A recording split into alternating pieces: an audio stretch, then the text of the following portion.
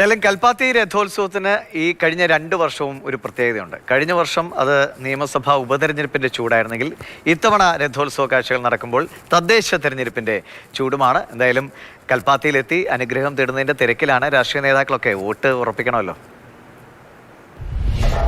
രാവിലെ മുതൽ തന്നെ കൽപ്പാത്തിയിലേക്ക് ഭക്തരുടെ ഒഴുക്ക് തുടങ്ങിക്കഴിഞ്ഞു. കാലാവസ്ഥയുടെ കാര്യം പറയുകയാണെങ്കിൽ പാലക്കാട് നല്ല ചൂടാണ്. മാത്രമല്ല രഥോത്സവത്തിന്റെ അതിലേറെ ചൂടുമുണ്ട്.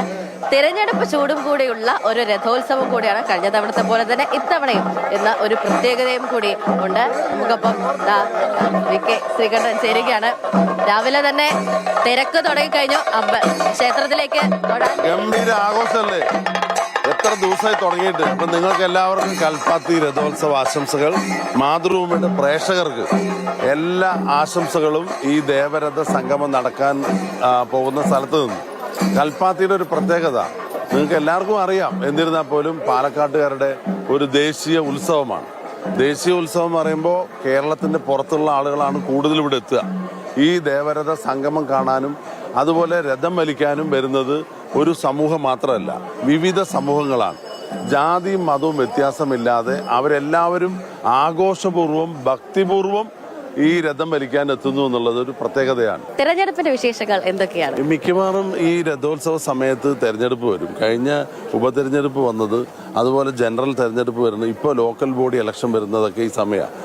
രാഷ്ട്രീയക്കാർക്കും സ്ഥാനാർത്ഥികൾക്കും ആയിരക്കണക്കിന് ആളുകളെ കാണാൻ കിട്ടുന്ന അവസരമാണ്. പക്ഷെ അവരുടെ വാർഡുകളിലെ അവരുടെ പ്രദേശത്തെ ആളുകൾ മുഴുവൻ എത്തിക്കൊള്ളുന്നില്ല.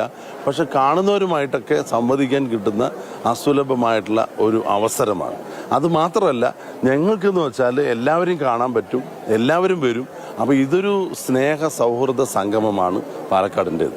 കഴിഞ്ഞ തവണത്തെ കൽപ്പാത്തി രഥോത്സവത്തിനും തിരഞ്ഞെടുപ്പിനുമൊക്കെ നമ്മൾ ഏറെ കേട്ട ഒരു പേരാണ് പി. സരിൻ എന്നത്. ഈ രഥോത്സവത്തിനും അദ്ദേഹം ഒപ്പമുണ്ട്. രഥോത്സവത്തിന്റെ വിശേഷങ്ങൾ പങ്കുവയ്ക്കാൻ ഇത്തവണ ഒരു തെരഞ്ഞെടുപ്പ് തന്നെയാണ്. തദ്ദേശ സ്വയംഭരണ തെരഞ്ഞെടുപ്പുകളുടെ ചൂടായി തുടങ്ങി. പാലക്കാട് നഗരസഭയുടെ പരിധിയിൽ വരുന്നൊരു പ്രദേശമാണ്.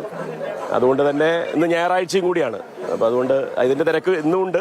രഥോത്സവം കഴിഞ്ഞ തവണയും ഇത്തവണയും തമ്മിൽ നോക്കുന്ന സമയത്ത് പലപ്പോഴും എനിക്ക് തോന്നിയത് കൂടുതൽ ഗ്ലോബലായി വരുന്നുണ്ട്. അറ്റ്ലീസ്റ്റ് കൂടുതൽ കേരളത്തിലെ ക്രൗഡിനെ പാലക്കാട്ടേക്ക് എത്തിക്കാൻ തേരിന് സാധിക്കുന്നുണ്ടെന്നാണ് എനിക്ക് തോന്നുന്നു. നമ്മൾ എന്താണെന്നുള്ളത്, പാലക്കാട് എന്താണെന്നുള്ളതും അതിൻ്റെ ഈ ഒരു കൾച്ചർ എന്താണെന്നുള്ളതും പുറം ലോകത്തെ എത്തിക്കാൻ തേരിന് സാധിക്കുന്നു എന്നുള്ളത് വളരെ പോസിറ്റീവായിട്ടുള്ളൊരു കാര്യമായിട്ട് തോന്നുന്നുണ്ട്. ക്യാമറമാൻ ശരത്തമ്പാട്ട് കാവനൊപ്പം സ്നേഹാമോൾ നൈനാൻ, മാതൃഭൂമി ന്യൂസ്.